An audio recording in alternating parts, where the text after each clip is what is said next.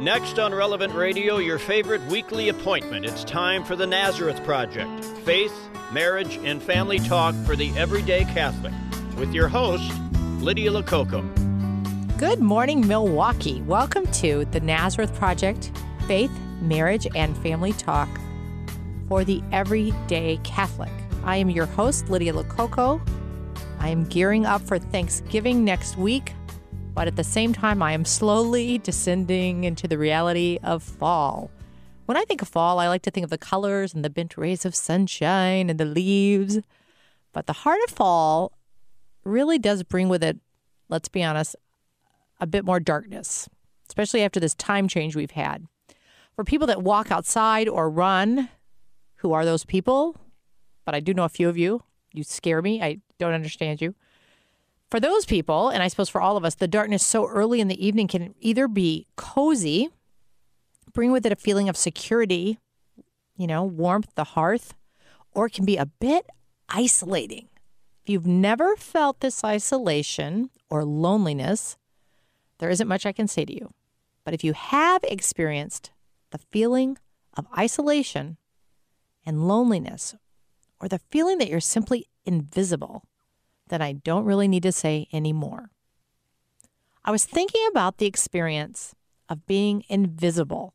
Perhaps a better way to say it would be, use the image of having no voice. You aren't heard. And if you aren't actually invisible, you're irrelevant. That's the worst.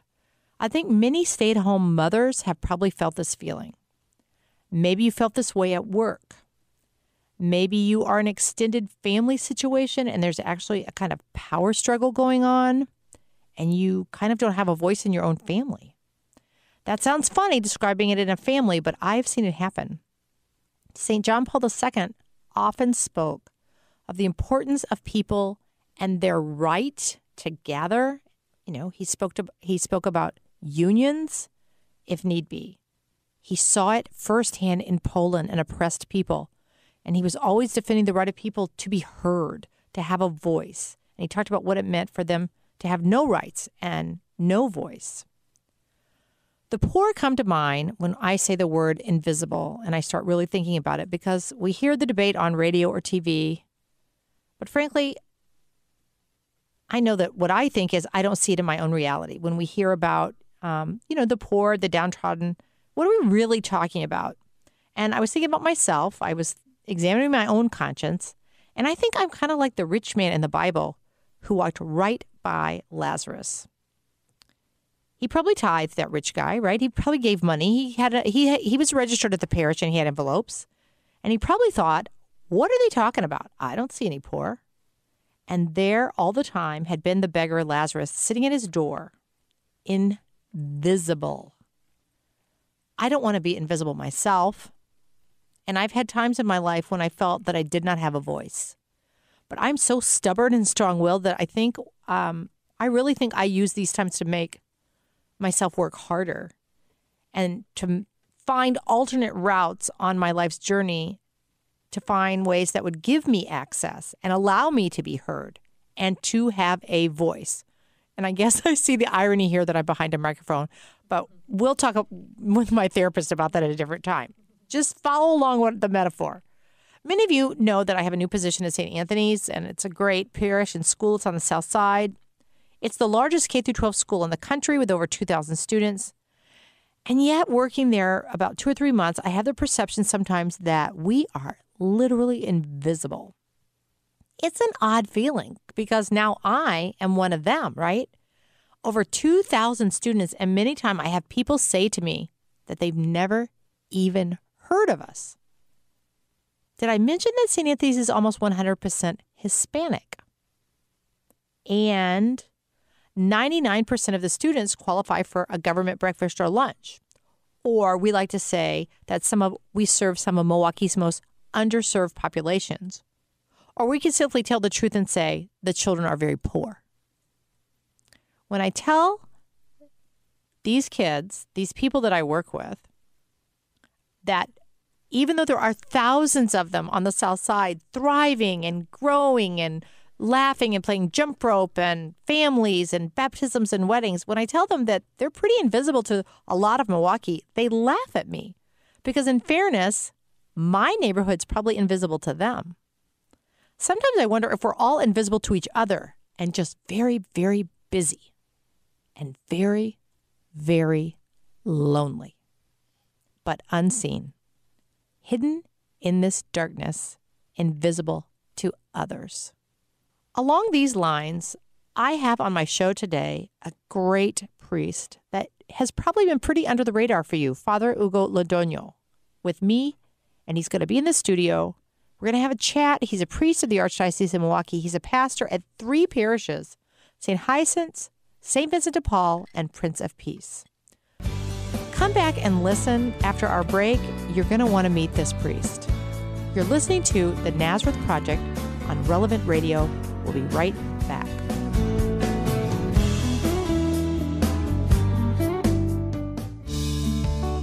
Are you a registered nurse or are you a certified nursing assistant? Would you enjoy working in a fully Catholic environment? St. Anne's Rest Home is hiring registered nurses and CNAs. The mission of St. Anne's Rest Home is to provide high-quality care to the elderly, and that would be where you come in, as a registered nurse or nursing assistant. St. Anne's has provided faithful care of the elderly for over 68 years.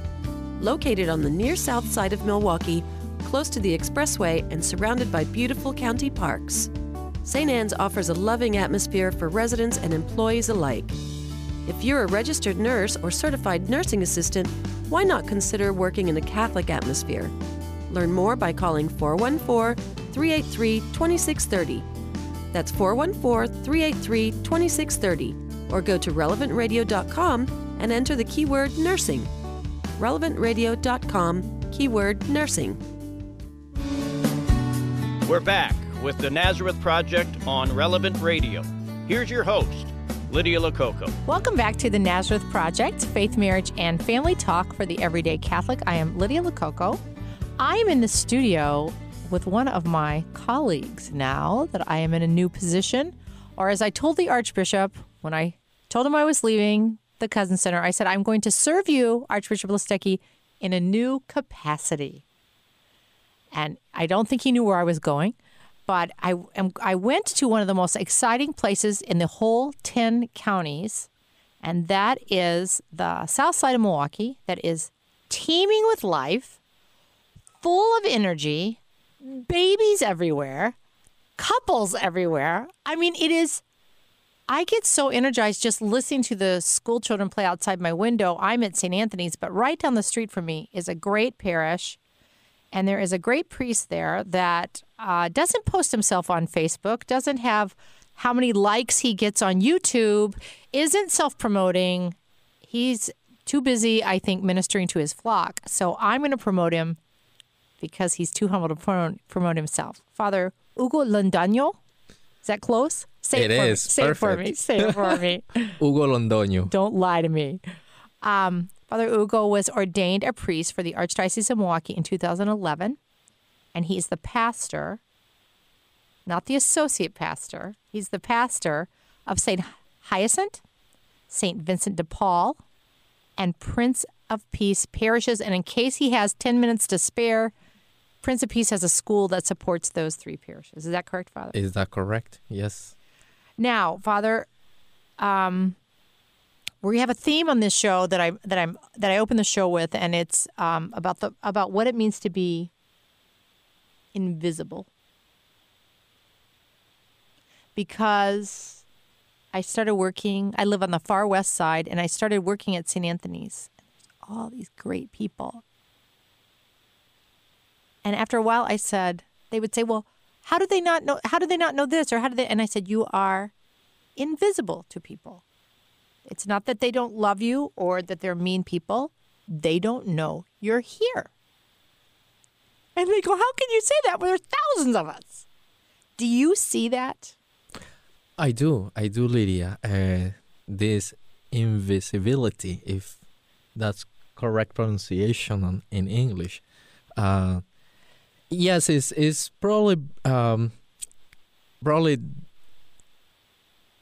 so many people are so shy to show up or to just to be known, but I think that invisibility is part of the culture as well, not to be that kind of popular type of person that is always on the screen, always on Facebook, always on Twitter, always like out there. So it's probably a cultural thing that is within it. Tell people where your parishes are. Let's start there. Well, let's start. Yes, it's in the south side, as you mentioned before, and basically Prince of Peace is on 25th and Scott is about 2 blocks south of National Avenue. Also, we have St. Hyacinth on 14th and Beecher, and St. Vincent de Paul, which is on 21st and Mitchell Street. So, and when people hear this, I work on 9th and Mitchell, and then one of our schools is on 4th and Beecher. And you understand that when people hear, I just want to be honest, 4th Street, 14th Street, they would never go there because, I don't know, you wouldn't drive past a certain street. And when people ask me, when my friends say, Lydia, how can that be true? I say, do you go to the north side? And they go, oh, no, it's dangerous there. Mm-hmm. And I'm like, well, that's what people think about where you live. But you're just normal people, wonderful Catholics, living your lives. But we're so segmented in society. And in Milwaukee, I'm from Louisiana, the deep south. I think Milwaukee's more segregated than the South is. Do you see that African Americans over here, Hispanics over here, Anglos over here? Do you see that? Oh, yes, very much, very much. Even when I was a deacon, I used to be during the summer over St. Dominic's in Brookfield, just before the summer of my ordination. Basically there, when I was mentioning about coming into the south side or talking about it, they were so afraid. I met people there that have never been even in downtown because they are so terrified. Just to mention, Milwaukee is like another part of the world somewhere that is so dangerous to walk into. So, and here we all are, we want to see a vibrant, growing church. And I kind of want to say, we have a vibrant, growing church. We do have a vibrant, growing church. 1/2 of all millennial Catholics today, right now, are Hispanic. It is, and it's a huge responsibility. As a young priest, learning how to do ministry, learning how to serve better the people entrusted to our care, is to see this light of hope in the church, Milwaukee. Is in this part of the parishes, in this south side of the parishes, we still have English masses. Right. But just to make an example, Prince of Peace, we have the 9:30 mass in English on Sunday.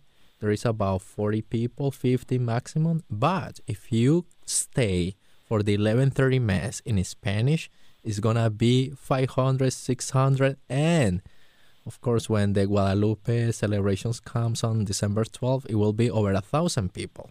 So it's this huge difference of people within mass. But just the point is, there is a sense of hope. Young families, youth, teens, young adults coming and being involved in the church. So it's really something that we need to learn and to grasp from and also to celebrate, be hopeful, right? And celebrate. Exactly. You're famous, I think, for your 6 p.m. youth mass. Is that right?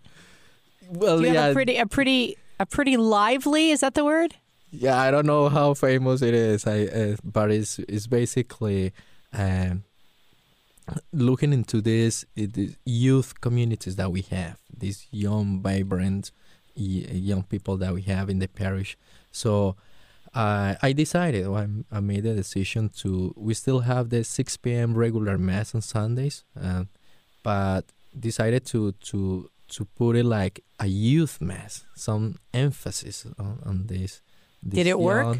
Very much. It's turning well. It's turning out so well. So many more are coming, and even parents are coming along with their children. Great. So the idea is to have to get them to give the word of God to them in a special way, speaking to the youth. Yeah. As a young person, Yeah. I speak to them, and I try to do in a clear, faithful way that they can get the message, and they can also have something for their lives or for their week. So at the school or at work or wherever they are at. So Now, let's get personal.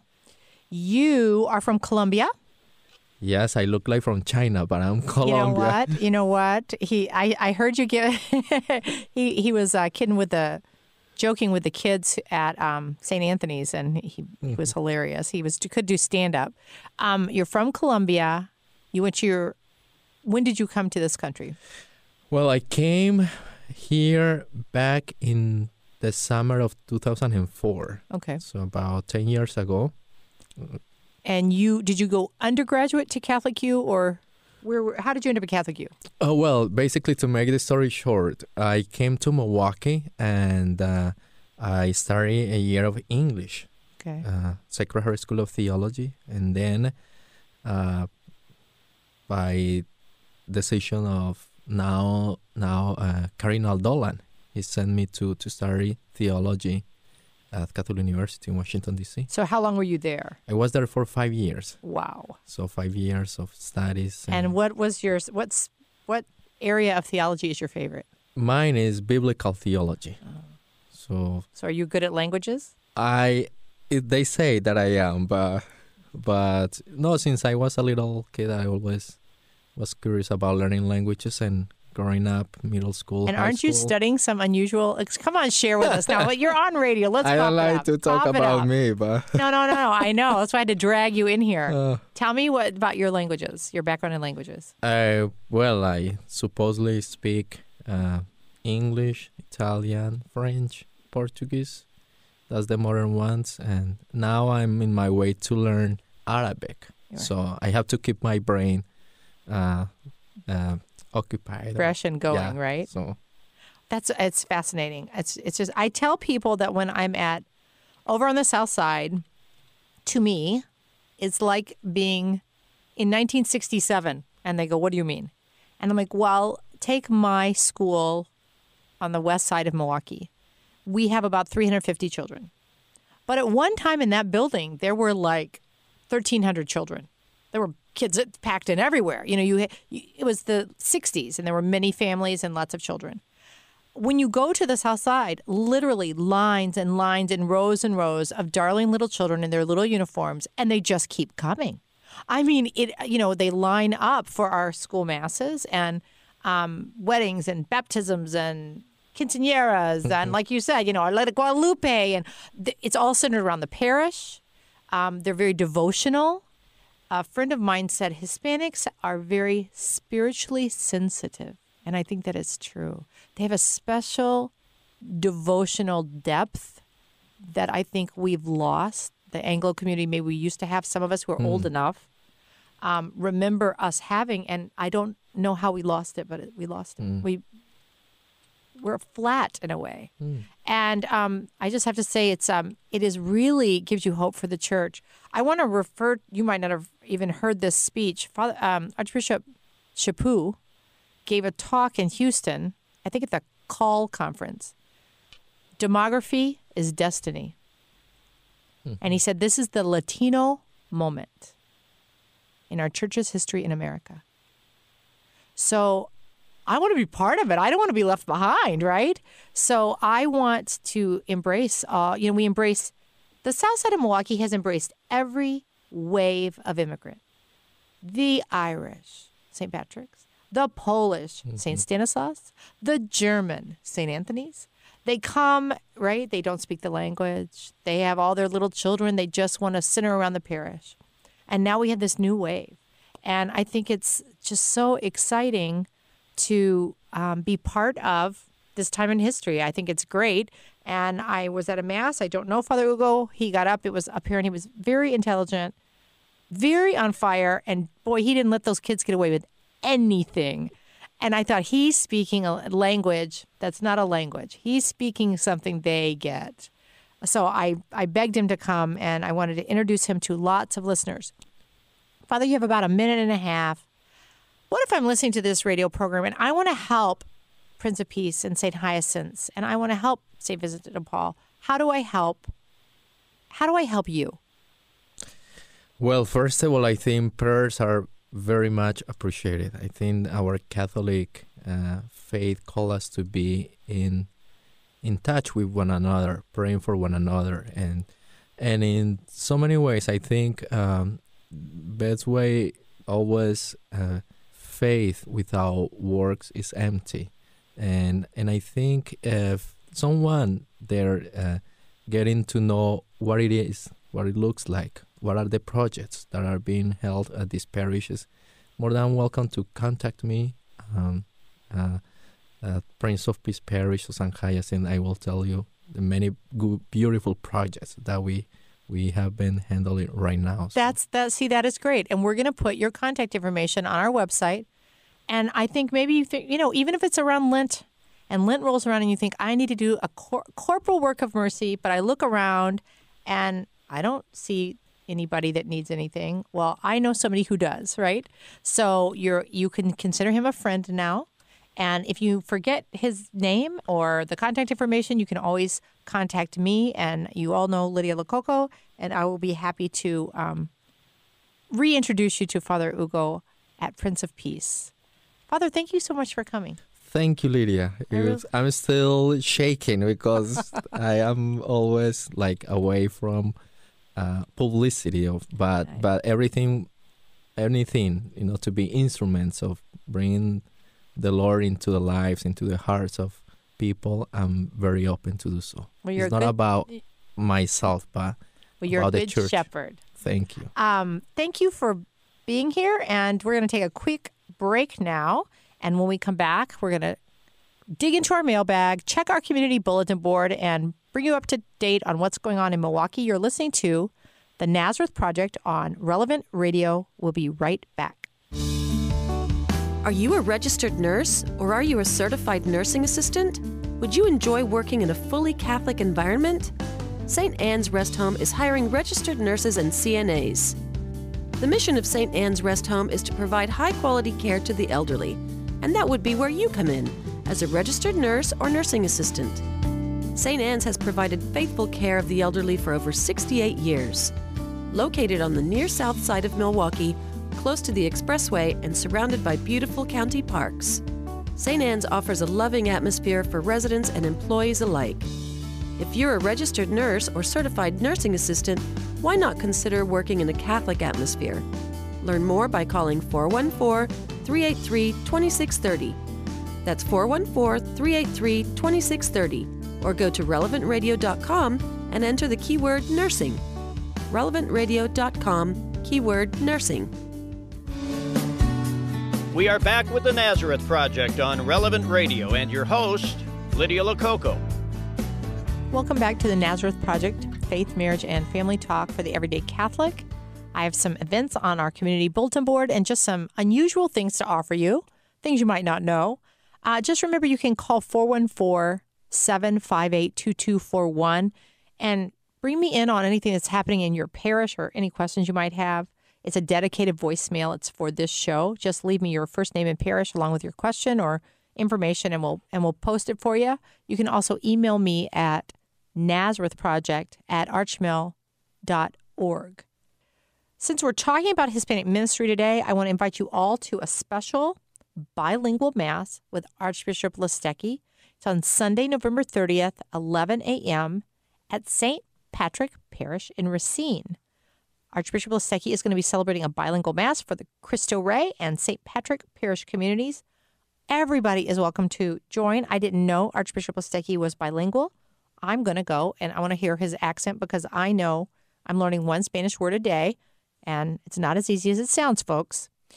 But what I want to promote to you is a little twofer that I mentioned last week regarding Bishop Don Hine. we have two things to promote that involve Bishop Don. December 8th at Marcus Majestic Theater in Brookfield. We're going to have a mass and then the film debut, the Anima film series, Break Through the Noise. Debut film, Bishop Don Hying. How exciting is that? He's going to say mass for us at 5:30 because it's December 8th and a feast day, Holy Day of Obligation. And then we're going to have the movie at 6:15. Like I said, it's $5 a person. You got to come. It's a once-in-a-lifetime chance. But at the same time, we also have, for your holiday stocking stuffers, you can own the original Archdiocese of Milwaukee video series featuring Bishop Don Hying. It's called C4, Ignite Your Catholic Faith. It's DVDs. It's perfect for a college kid, a teenager. You know, if you gave them a book, they might not read, but if they can put it on a screen, they will listen. Little catechesis. It's good for all of us and so fun. You can go to Amazon.com and get that C4 series. And now it's time for what really matters. All of us are lonely. All of us. And all of us at times have felt like we were totally irrelevant and that we have no voice, no say. We don't matter, that we're invisible. What can I do today to be Jesus to another person, to make one person feel special, to make one person feel that they matter, to make one person feel that they are not irrelevant? How can I see them the way that the Holy Father sees me? And isn't that what really matters?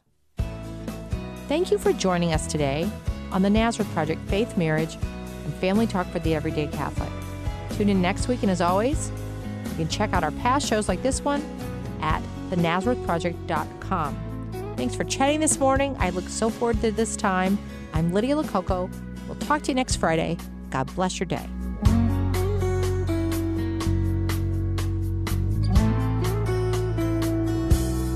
You've been listening to the Nazareth Project on Relevant Radio.